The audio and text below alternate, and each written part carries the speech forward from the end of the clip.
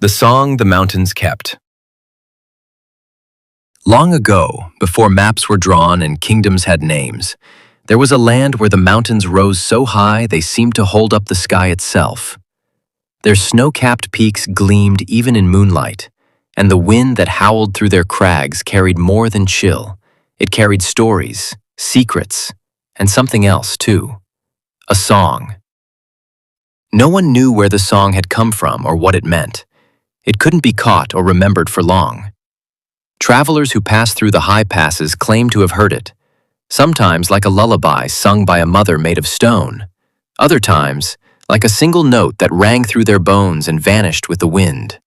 The villagers at the base of the mountains called it the song the mountains kept, for it never stayed in human ears. In one such village, nestled in the cradle of the foothills, lived a girl named Malin. She had hair like dark honey and a voice as clear as spring water. From the moment she could speak, she sang, not just songs taught by her mother or the ballads sung at festivals, but melodies no one had heard before. They would come to her in dreams, or during long silences when the wind pressed against the door. "Where did you learn that tune, little one?" her grandmother would ask. Her knitting needles paused mid-air. Malin would only shrug. "It came to me." The villagers loved her songs. They said she had a gift from the mountain spirits, that her voice was a thread tying their village to older, deeper things. But not everyone listened so kindly. The village priest, stern and pale, often warned that some songs led souls astray. "The mountains keep their secrets for a reason," he said. "To chase them is to risk losing yourself." But Malin could not help it. The older she grew, the stronger the melodies became. She heard them in the rush of rivers, in the cry of hawks, even in the hush between snowflakes.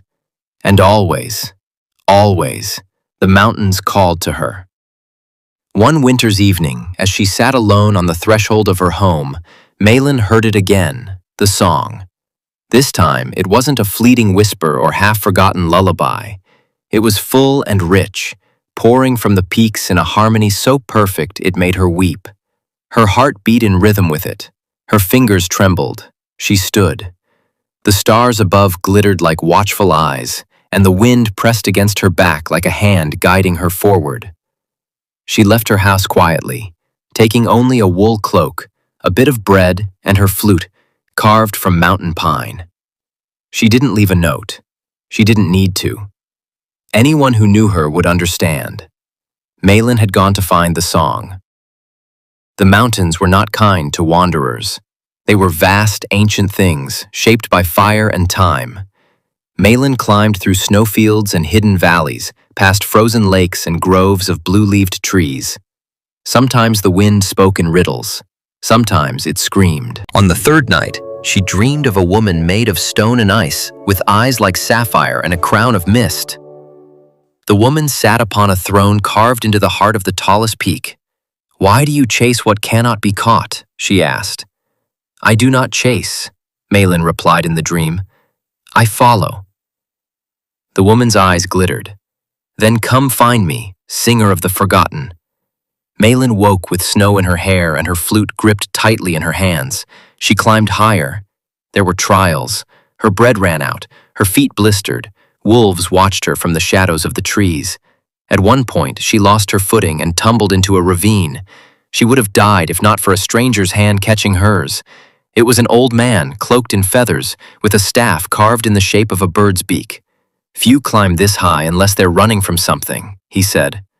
"I'm running to something," Malin whispered, still dazed. "The song?" "Yes." The old man's eyes narrowed. "I once sought it too, long ago.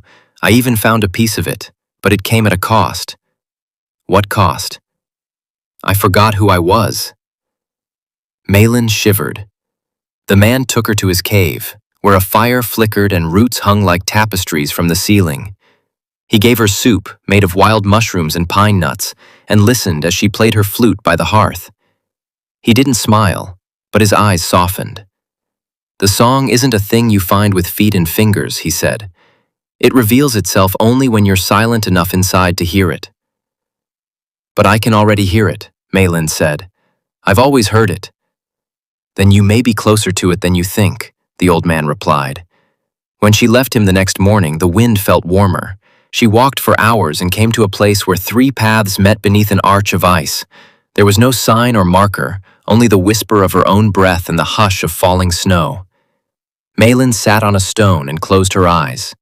She played the melody that had haunted her sleep, the one from the dream, the one the mountains had given her. As the notes drifted into the air, the snow stopped falling. The air grew still. A voice, clearer than thought, softer than silk, sang the next line of her melody. Malin's eyes flew open. Before her stood a girl about her age, with hair white as milk and skin like starlight. She wore robes of silver thread, and her bare feet left no prints in the snow. "Who are you?" Malin asked. "I am the echo of the song," the girl said. "One of the keepers." "Keeper? The mountains do not sing for anyone. They sing only for those who remember." Malin's throat tightened. "Then teach me." The girl's eyes gleamed. "To learn the song, you must give up everything you think it is." "I don't understand." "Come with me." She followed the echo through tunnels of crystal and over bridges made of wind. Days passed, or maybe years. At last they came to the heart of the mountains, a cave filled with light, though no sun reached it. In the center stood a pool of water, still as glass. Above it floated hundreds of glowing threads, each one humming a different note.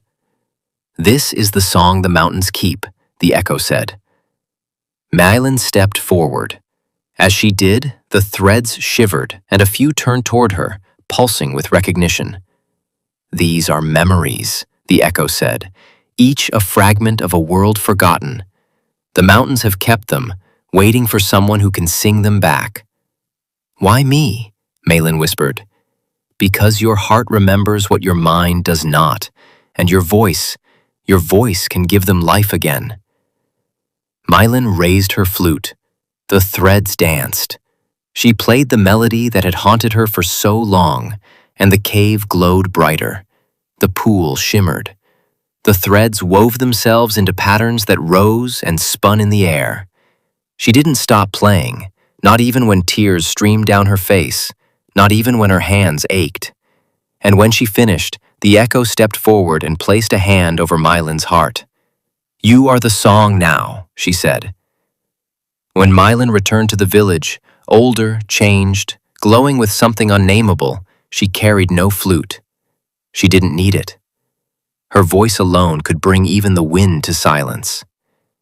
She sang of things long buried, of a time before sorrow, of stars that never fell, of names that had not been spoken in millennia. She sang until the mountains answered her in harmony. The villagers wept, the priest knelt. And though Malin never spoke of what she'd seen at the heart of the peaks, the people knew. The song the mountains kept had returned to the world, woven now into the voice of a girl who had listened deeply enough to remember. And every winter, when the snow fell soft and slow, a melody could be heard drifting through the village, a tune so old it felt new, so distant it felt like home. The mountains still sang, but now they sang with her.